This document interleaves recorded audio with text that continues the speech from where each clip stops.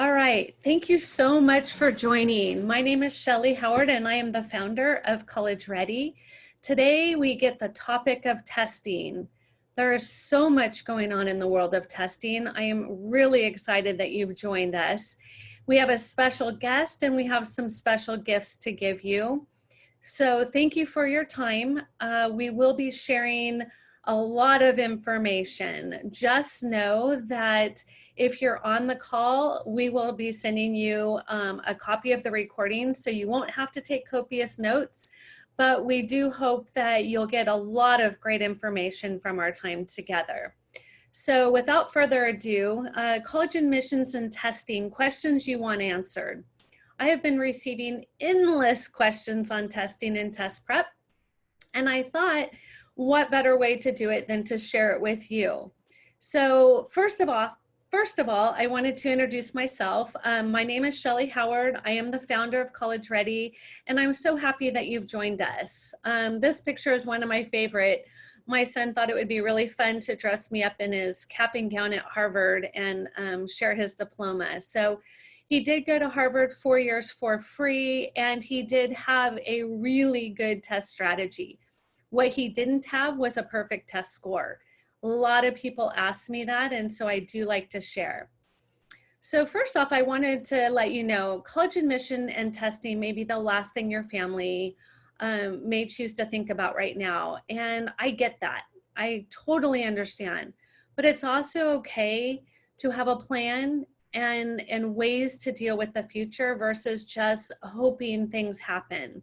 So first off, thank you for being here, and yes, we care.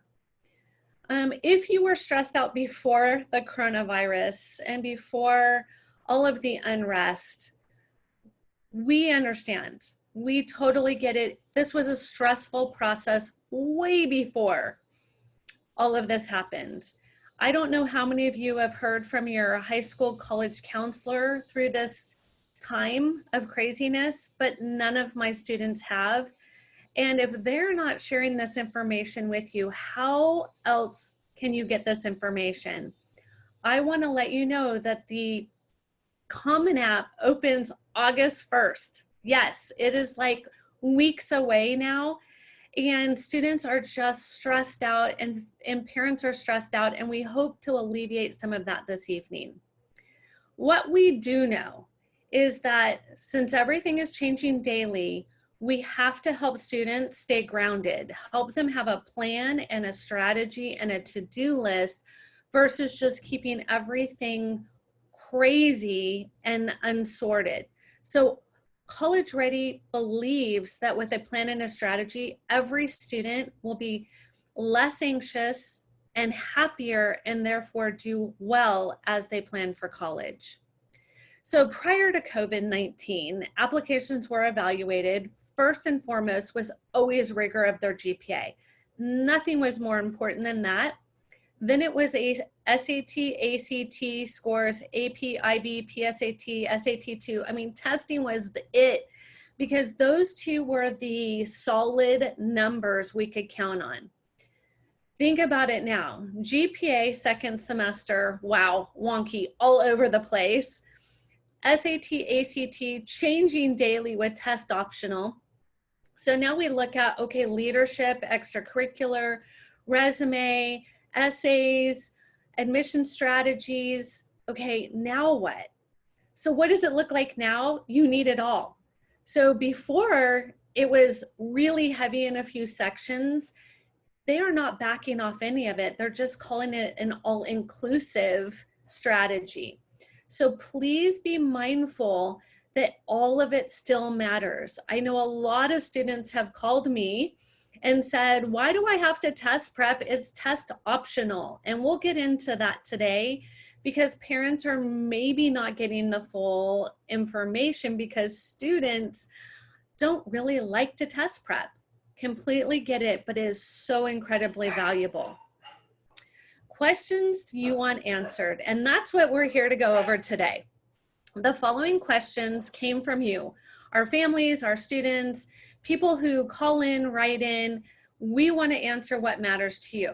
Directly after I go through some Q&A, I'm going to introduce Professor Mark, who's President and Chief Learning Officer at Fast Track Tutors and Test Prep Academy. And he's going to get into some of the details of testing and why it's important. First and foremost, I know all of you are probably asking, will college campuses open in the fall? I can tell you what I know today because it's different than it was yesterday and probably different from tomorrow. So the UCs, and specifically UCLA announced, I think it was today or yesterday, they're going to do a hybrid. Some students will be on campus. You can't really do a lab online. So some students will go onto campus, some will do a 50-50 split, and some will do all online. They are not offering reduced tuition. I asked, the next question is California state schools. Originally, we heard that the California state schools were all going to be online. Today, we heard that Cal Poly San Luis Obispo is looking at a hybrid situation. Stay tuned, it just gets exciting and better. Bottom line is, colleges is a business. They need you as much as you need them. Let's jump in full force into testing. Number one question I received this week: what is test optional versus test blind? Okay, that is like huge.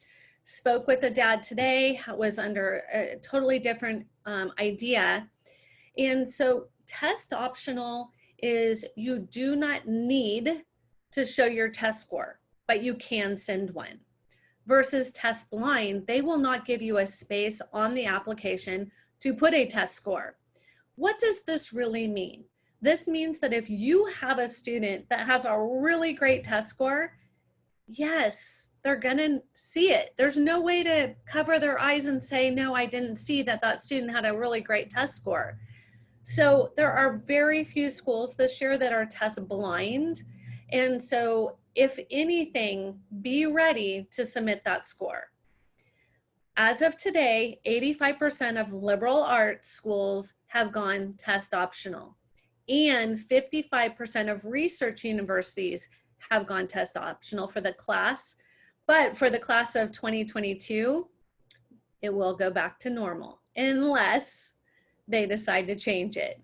So what does this mean? This means that 85% of the schools feel bad for students. That's what it means. So in order to do the politically correct thing, they're going to give students the option. It's kind of like AP tests are an option, but are they really? Or think of it this way, the essay on the SAT or the ACT says optional, but is it really? I want to kind of get your mindset around that, because some students are going to do the minimum, some are going to do, a little bit more, and some are going to do it all. That is up to you and the student. So the other thing I think parents and students may not realize is colleges have policies on other things, not just admittance. So it's going to be important that you confirm with your individual colleges. Scholar athletes usually have a GPA and test score requirement. International students usually have a test score and GPA requirement. Homeschoolers, testing is one of the few ways colleges can put them apples to apples. And then scholarship students, this is huge because College Ready believes not only finding the perfect fit, academic fit, social fit, financial fit, it's about going to the best matched college and graduate debt-free. Yes, it is possible. My son went to Harvard 4 years for free, and it is possible. So when you think about this, do you potentially want to take the option away from your student to not be a scholar athlete, to not get in as an international student, to not compete as a homeschooler, to not get free money? These are things I want you to think about when you're giving up to test or not to test. So I smile because it really comes down to, it's a choice, right? To test, Can you score in the top 50% of the school you want to attend? If you cannot, do not test. Do you have test anxiety? It is real. If you do and you can't score well, go test optional. We help students make this huge determination. Does this make sense for your student? It's not across the board.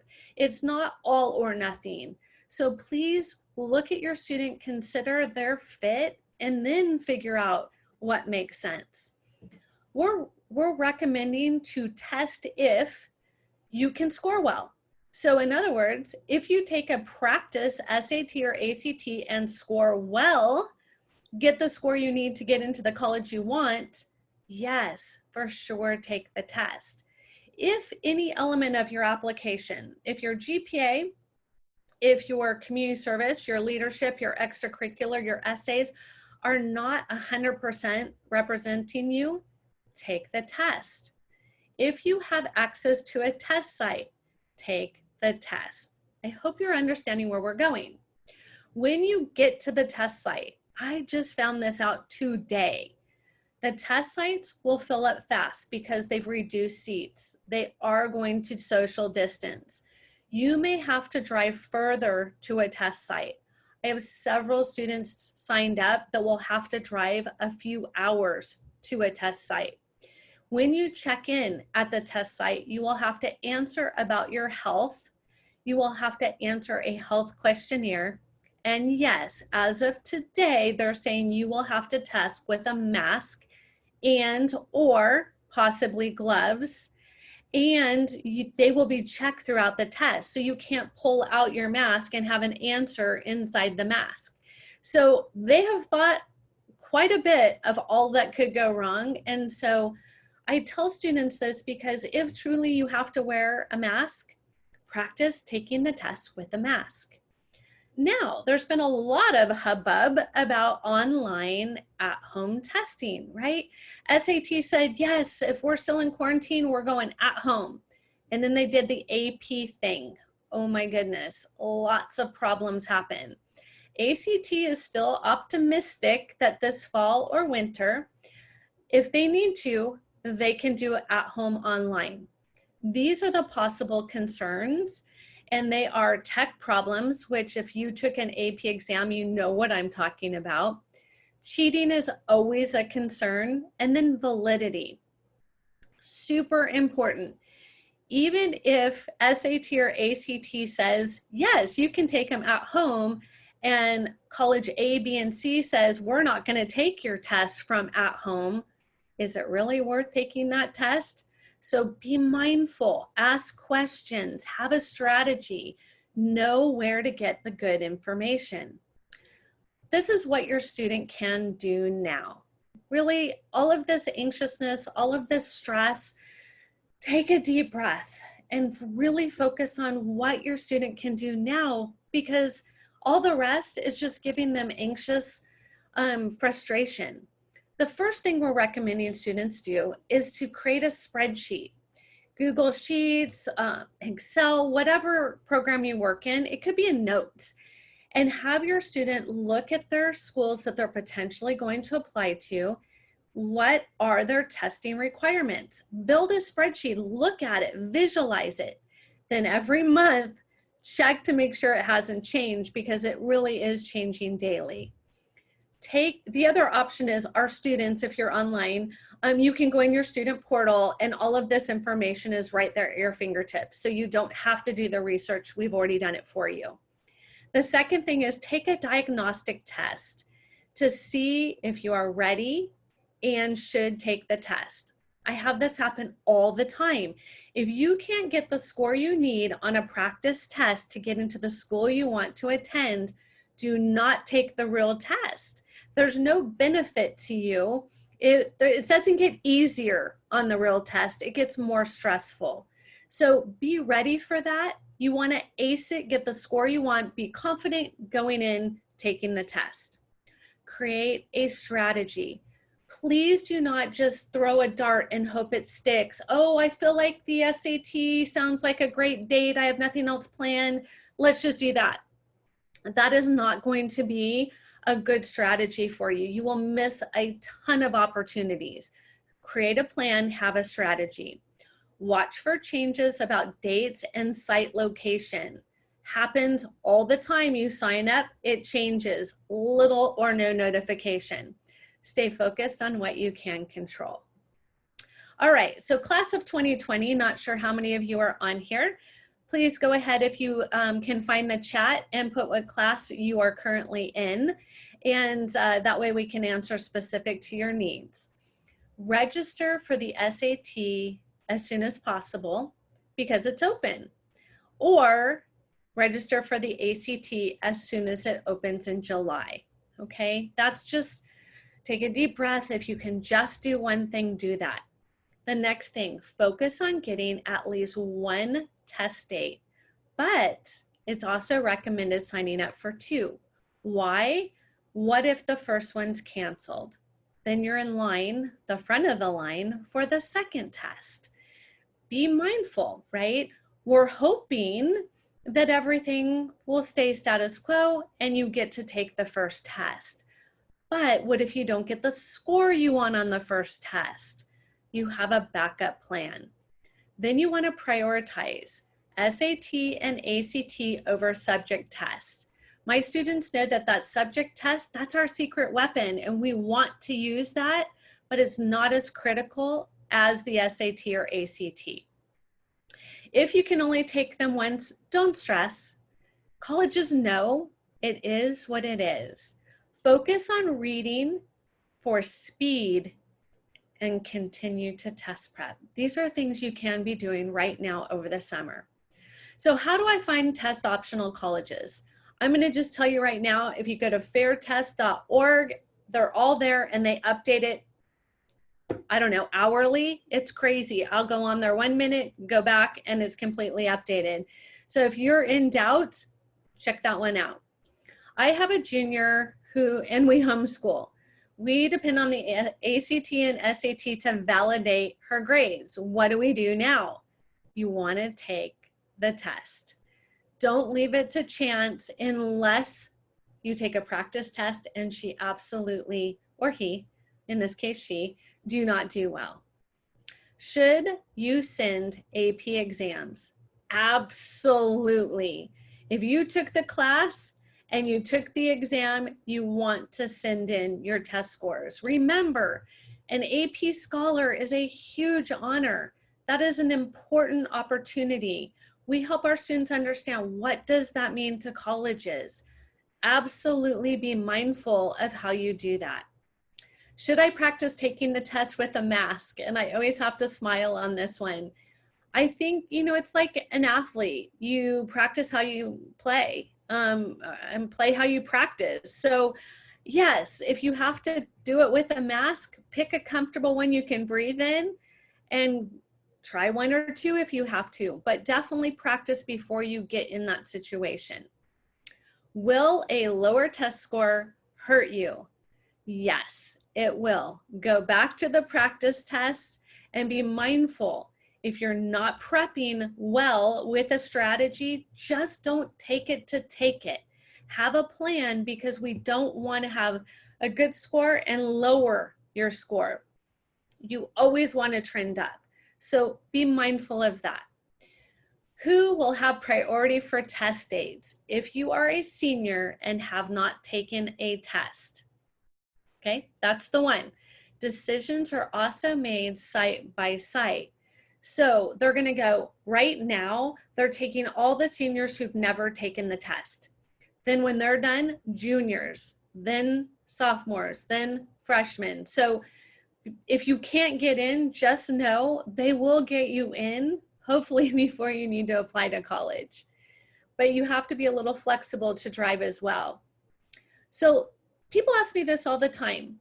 Should I take an SAT too? No colleges require the SAT2 anymore. They recommend it, which means they would like to see it. You can interpret this any way you want, but the more proof that you can do college level work and do well, the better opportunity for acceptance. Merit scholarships have been linked to test scores. I can't emphasize this enough.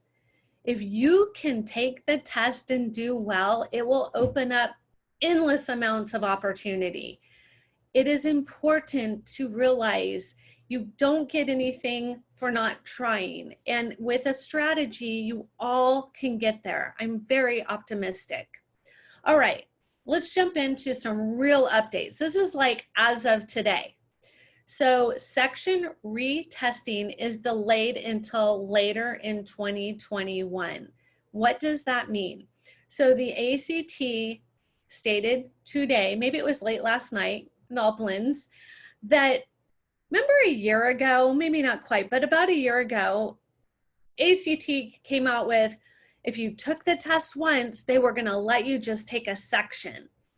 And everybody's blowing up my phone. Why should we do this? This is not fair. What about SAT? And it was crazy. And I told them, wait, don't panic, because we don't even know if colleges are going to allow this to happen. Validity. Nobody's showing proof that any of the schools are going to allow them to do that.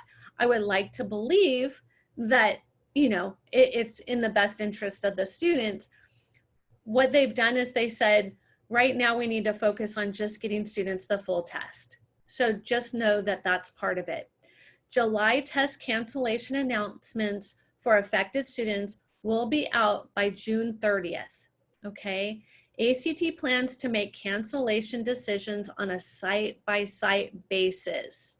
Registration for the coming school year will open at the end of July. These are things they were just announced today. Many of your friends, family members may not even know this. What is not changing?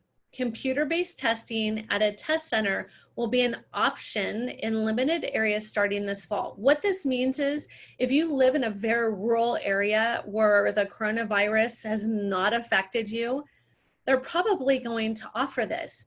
If you live in a big city like Los Angeles, New York, probably not going to happen. So what they're saying is it's going to be on a case-by-case situation. Super scores will be added to score reports this fall as planned. Awesome, that's great news. Online at-home tests are still expected to go live in a limited capacity in late fall or winter, to be announced. This is what we need to do next. And I know there's a lot of information here, and I'm happy to send this to you if you email me at the end of the presentation, because it's got a lot of great information. But the things that I want to call out is up here. I was told today that the ACT is even considering another test spot in January. So the canceled, I think you're all aware, some site, canceled, no discussion of cancellations. We're looking pretty good. Test date added, that's good news. Which test, how to prep, why this plan. This is an opportunity for you to look at what the recommendation is and how to set your sights on getting your strategy. All right, I'm excited. So tonight I have a special guest, and Professor Mark from Chief Learning, he's the Chief Learning Officer and Fast Track Tutors. I am super excited to share him with you. He's been working with several of our students, and he has many more that are not our students as well, and getting some amazing results. And so I wanted to introduce him, and I wanted him to be able to share, and I'm going to put him on the spot with some questions that students have been asking me. So before you haven't left much to answer. You did such a thorough job, Shelly. Oh, I still have good questions for sure. I am sure you do. So why am I introducing Professor Mark? He has a huge heart to serve our students, and I think that that says a lot. But more importantly, look at his credentials. I mean, I was blown away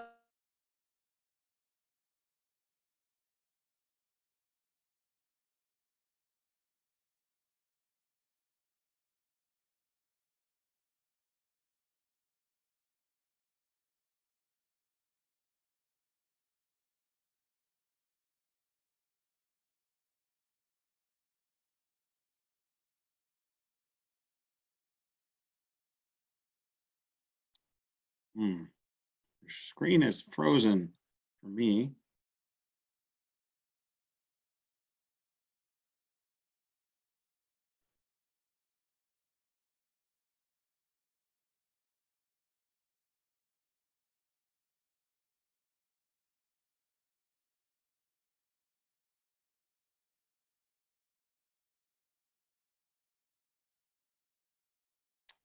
Shelly, your screen froze up for a little bit there.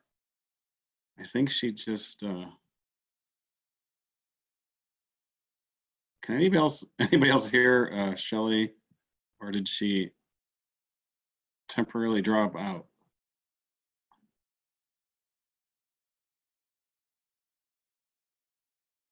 Just not sure if it's my internet or her internet.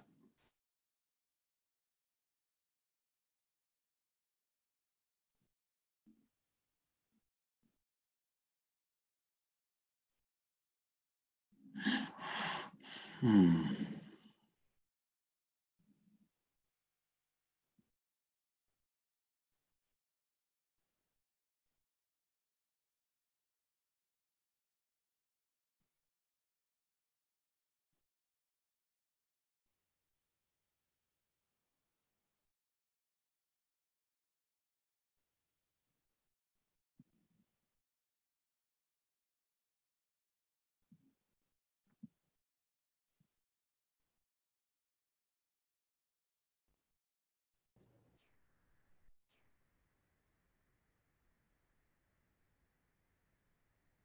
Hello? Can you hear me? Uh, that was a first. Okay, After your Mark. glowing intro, I didn't hear anything from you. So internet kicked me out. So Okay. I'm back on Yay. hotspot. I'm okay. Yay. So let me go ahead and we'll do it this way. We'll just keep going. Perfect. I'm going to go in speaker mode. So let's do it this way. Professor Mark, why don't we go ahead and I'll let you introduce yourself to the families and the students, and then I will start asking some questions that they have on their mind. Okay, fantastic. Thank you so much, Shelly. Well, I'm just so grateful that we met through an online course and be able to get to serve your families. I have been, I've been in education for the last 9 years, and I had full ride academic scholarships through undergrad and graduate school, maintained my grades, high grades, and my friends used to, actually in high school, my friends used to call me professor, which is kind of interesting. And then I ended up being able to teach after I was in 15 years in corporate technology and chemical industry jobs and doing strategic planning and lots of large projects. But my heart was one-on-one. My heart was encouraging and working one-on-one with people. So I got back into education. I was wondering what was all that master's degree for. And so I had the opportunity to teach at a private Christian college. And then I've taught at some private high schools, and then really loved the one-on-one. So I've been doing test prep tutoring for the last 7 years. I actually been tutoring online those whole 7 years. By the grace of God, I had a HP executive that never had passed college algebra that I was tutoring, and he found this amazing app way back 7 years ago for doing online whiteboard tutoring. So, and I really love to serve families for the long haul, even though my tagline is breakthrough results fast. I know that breakthrough is only the beginning, and I really like to walk the students through that whole journey from 8th grade to grad school and beyond. So. Awesome. Well, thank you for joining us. And so let me go ahead and start with the first question. What are some myths about the differences between the ACT and SAT you've heard, and what are some of the true differences? Okay, yeah, thank you. That's a great question. So one of the things that I hear without people doing research is, oh, well, I heard from my counselor that the SAT gives you a lot more time per question, and I'm kind of a slow processor, so I'm going to take the SAT. Well, hold the phone, time out on that, because the ACT is, on the whole, much more straightforward. And so if you're a linear procedural thinker, there are a lot more straightforward questions on all the sections, really. And the English and the math are very predictable. Whereas on the SAT, yeah, you have longer time per question, but you need it because they're much more abstract, complex questions that require higher level thinking and holding a lot more information in your mind at the same time. So that is a myth that I've seen a lot. Another myth that I've heard is, well, there's a lot less math covered on the SAT than on the ACT, so I'm going to do the SAT. Again, yeah, less total subject areas covered, but the number of questions on the ACT that are in the larger scope of Algebra 2 and pre-calculus, there are so few of those. That's not necessarily the way to go on SAT because they are very complex. And then there's all the grid-ins. What about the grid-ins where you don't have a chance to guess? That's needle in the haystack. So whereas ACT is all multiple choice the whole way through. So those are some of the common things I've heard and wanted to clarify. Now, again, what are the real differences? As I said, level of complexity, ability. So if you're a creative thinker or you can think outside the box and think in abstraction more and you're good visually, I think the SAT generally tends to be to favor you. Also, but there are more words, even in the math section, the word problems are wordier on the SAT. So these are some of the differences I've seen. And really, of course, there's the score comparison charts. Happy to provide one of those. But the best thing to do is to, if your school gives a pre-ACT, which came out about 3 or 4 years ago, and a PSAT, that's the best way to compare. But there are also diagnostic tests that you can take, 3-hour test, questions of both types, and they give you a detailed analysis after and a recommendation. I'll be offering that as well this summer, but that's a good thing. That's another way you can make a decision on which way to go that's based on data and actual results, not based on hearsay. So. Awesome. Oh my gosh. Yeah, I hear that all the time. It makes me smile. Students will say, but it just felt better. And I'm like, how do you quantify that? But yeah.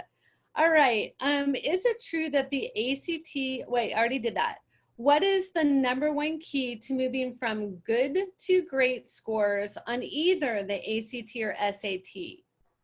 Okay, so I have all sorts of buzz phrases or corny phrases I like to say, but this was verified no matter what tutor, to the top tutors you go to. Speed with precision is the way to go from good to great, no matter where you're starting.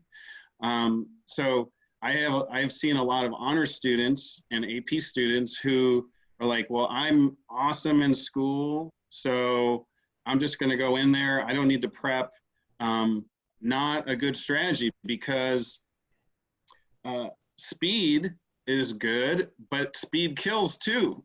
So, and I've seen people try to rush through. Well, I'm just going to blow through the reading comprehension section. I'm just going to blow through it and hope I pick up the pertinent details. It's precision, even on the ones that seem easy. So I've seen about 3/4 of the mistakes, 2/3 to 3/4 of the mistakes typically made by high achieving students that are disappointed with their test scores. They have high GPAs and low test scores comparatively, is because their process is broken. They don't underline keywords. They don't verify they're answering the right question. They just go on autopilot. And so it's about working smarter, not harder. So I work probably 80% of my time on precision, even with my high achieving students, rather than speed. Speed can come later. Once you get the techniques down, mapping passages, markup techniques, no matter what section you're on, and this applies to SAT and ACT, then the speed will come later. And I've seen this over and over. I had, just if we have time for one example, I had a girl that was at a 23 on ACT Science. And as we were doing practices, she was going over by like 7-8 minutes, you know, but her precision was going from 75%, 85, 90, 95%. And then her speed, every time she took another practice test, 5 minutes over, 3 minutes over, on time. She took the test the next time the official test was given. She went from a 23 to a 33 because she didn't stress out about the speed at first. So. Wow. I'm so thankful I didn't have to take that. All right. What's the most effective way to ensure your aspiring scholar achieves an excellent score? And what is an excellent score? Spend more time, longer class time, spend more money. Help me understand, what does that take? Yeah, so definitely spending more money or spending more unguided, non-strategized time sitting in a class is not the answer. And I've seen this a lot because I work with a lot of students that have done self-study on their own, which guided self-study is great. So, but you need it. It's helpful to have an expert at least coach you a little bit before you start so that you're making good use of your time. You're going right for the things that are going to help you and not sitting with a 1,000-page blue book, SAT blue book, or the ACT red book and drowning. Students usually drown. So some selective guided self-study is good, but sitting in a class that's just generic because it's got a brand name, it's a brand name company and they must be good. And, oh, I'm just going to pass my student off. So I don't have my sometimes parents, you know, there's like, well, I've got a lot to do. Everybody's stressed out. Everybody's trying to make a living and support their family, keep them safe. But it's not always the wisest choice to say, I'm just going to plunk them in an expensive class. So for me to help you pick what class you take, why you're taking it. Again, it's what you said before, having a rational strategy of why you're doing what you're doing is going to save you time, money, and frustration for everybody. And then the process is more enjoyable. So. Absolutely. All right. So one more question. Is it true that the ACT is more difficult than the SAT to finish on time? Well, if you're not prepared and you don't practice, yes, it could be. There is an endurance factor, especially the second half of the test is reading comprehension and then science. So if you're like me, I'm a slow reader naturally. So yes, the point you said before, the early you can start. If you're a rising sophomore especially, or even a rising junior, you have enough time to work on your reading speed. That is going to help you. Absolutely. I know there's some tutors out there that, you know, they're so fast at reading, they can read through a passage twice before they answer the questions. Most of us mortals can't do that. What I've seen is ACT, if you have a markup strategy that's wise, you know how to map a passage and map the questions and see the connections early. I call this prioritized pre-scanning.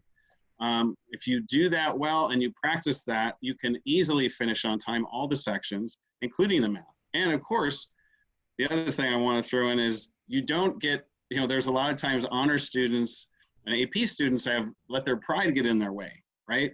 I'm going to go sequentially through every question and I'm going to do it until I get it and I'm going to keep going. You don't get any extra points for the ones that take 2 minutes plus versus the ones that take 30 seconds. So having a coach to help you with your variety of time management strategies and a variety of pacing strategies that you try is very helpful. So. Awesome. All right, one bonus question. I get this a lot from parents. They want to know, what do you do? How do you prepare a student? And you don't have to go deep into the weeds, but when you're working with a student, what does that look like? Just generally speaking, they want to know, what's the big deal? Like, is this going to even help them in their future? Or is this just something we just got to get them through, get them done? Or is this something that they can take on to another test or to college, or to really see this continue on? So if you can answer to that, that would be helpful. That's a great question. Well, number one, does it help? Is test prep only useful for getting the score you want on this particular test, and it's never going to help you in the future? Not true. So number one, if you're a rising sophomore and you're getting A's, but you see those kids that you're jealous of that finish early, and you're like, how did they do that? Right? Like, the time management and pacing strategies that you learn in test prep is going to help you on all your future tests, if you are embracing the techniques and you're keeping them. I know some students, that you get for a final exam, you get a study guide and you have your final sheet, and then after school's over, you go to the bonfire and you burn it because you're never going to have to use it again. Not a good plan. Same thing on the test prep side. You want to embrace those techniques that are going to help you in your classes, especially when you get to college. This whole thing we're talking about is preparing for college. College exams, you do not have time to finish, just in general. That was my experience. So you have to be, the more you can be wise at how you focus, how you extract information quickly and get to the essence of it and get the most points, that is going to carry on. One little example I had, I spoke with Matthew, one of my amazing raving fan students. He just got into Harvard Law School. He was a combination physics and pre-law major at Ohio State University. He was a top 3 presidential scholar, and we were having a conversation, and he said, I don't think I would have majored in physics if you hadn't tutored me in physics. And I don't think I would have gone into Harvard Law School if I hadn't majored in physics, and if I wouldn't have got the LSAT score that I got, if I hadn't done so much excellent test prep with you and got to my 36 on the ACT. He said it was so much of that carried over. He had to do a lot less prep for LSAT than he would have had to if he hadn't already embraced those key skills through the ACT prep time. So or if you're going to go to med school, you're going to have to take the MCAT. So becoming an excellent test taker is going to help you along your journey. So, awesome. Did I answer the question about, did I miss part of the question? I was thinking about the future. Was there a second part of that question? No, I mean, you were able to address it as you talked to it. So a lot of parents will ask me, what exactly do they do? Do they wave a magic wand and then they just get smart? Or how is it that you can take a student who has a 4.0 and make them a better test taker? That's kind of the question I get a lot. Okay, so yeah, thank you. That was, what does test prep look like? So for me, again, I like to say, where are you starting? Where's your target? And let me look at as much data as I possibly can. Practice test, grades. I ask for grades in different classes. I ask how strong of a math foundation do you have? What kind of a science class foundation do you have? Are you really good at essays? Those type of things. And I bring that together, and really, you don't have to do a comprehensive review. So in other words, this whole myth of master, you have to master everything. And so I have to study everything that I ever learned in school before I start my test prep. So that's the whole myth of, you should never think about taking an ACT or an SAT until your spring of your junior year. No, because there's very specific laser focused skills that doesn't cover the whole breadth of the spectrum of your curriculum. So it's better to start now. And what does that look like? Custom detailed analysis, okay? We talked about speed with precision. How do you get precision? A lot of time, honor students have, we all have our pride, right? And they're like, oh, that was a silly mistake. Oh, that was a stupid mistake. Oh, that was a dumb mistake. And they blow it off like, oh, well, it's out of my control. Hold the phone own. Yes, it is within your control. So I have, and I want to provide everybody that hung in there, my detailed analysis categories for errors in the math and the science and in English, so that when you're going through, you don't just say it was a stupid mistake. What broke down in your process?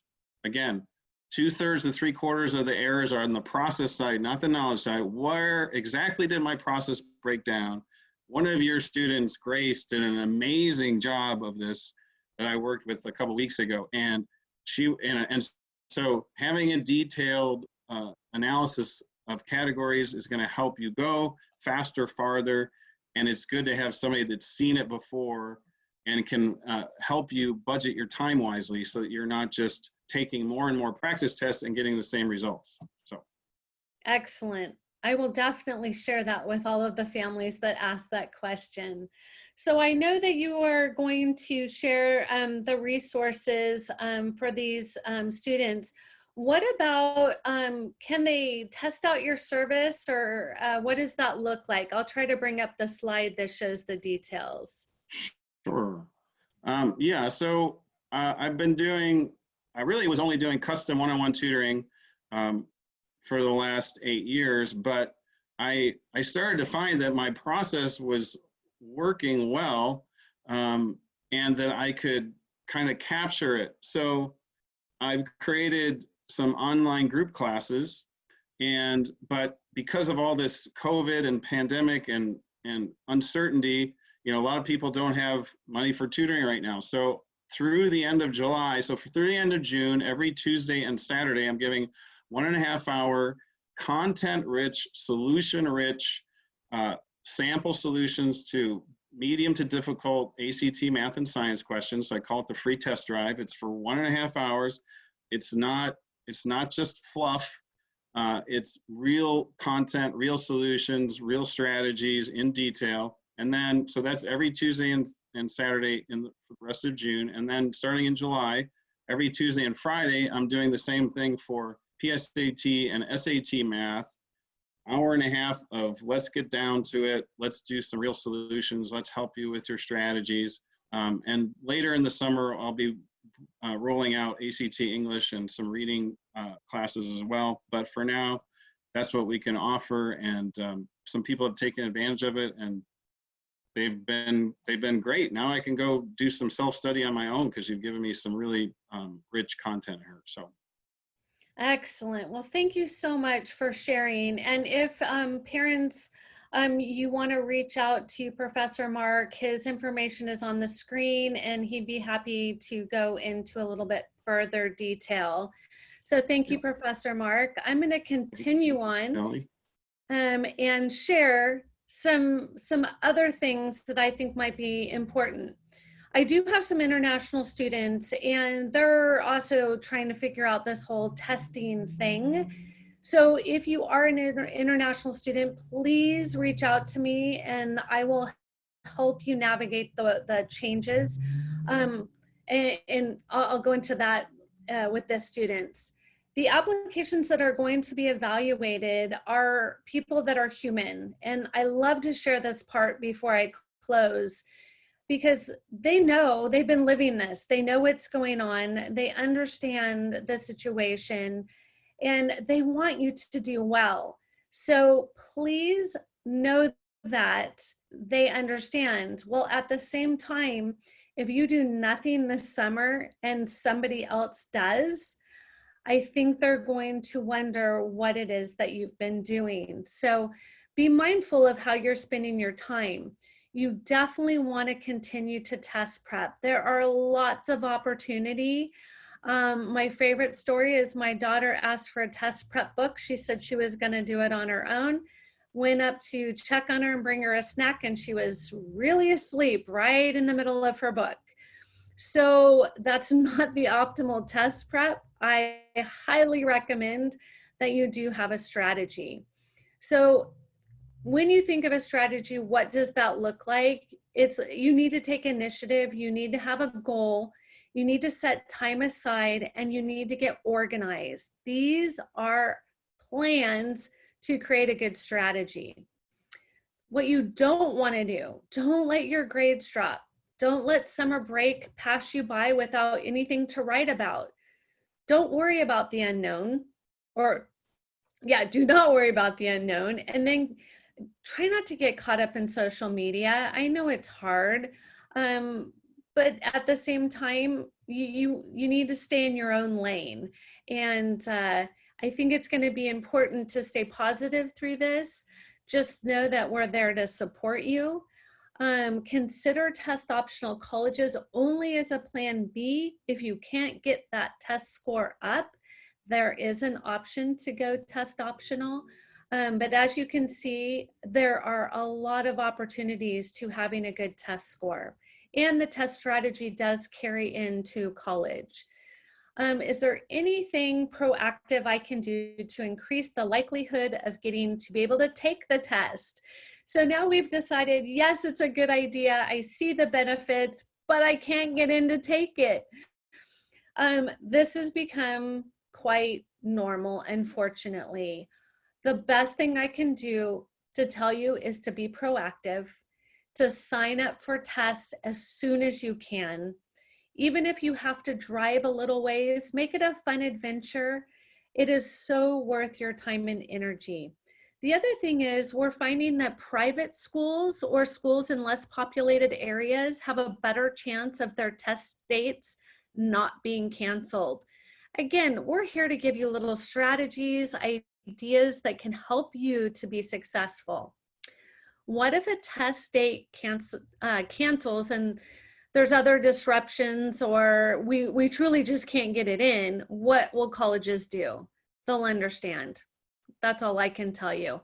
They know every time this happens, they understand, they feel your pain. Even your AP exams where people had technology problems, they know.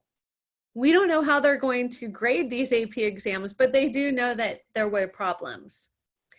This is a free gift for you. And if you email collegereadyplan, at gmail.com, the website is .com, you can get us there too.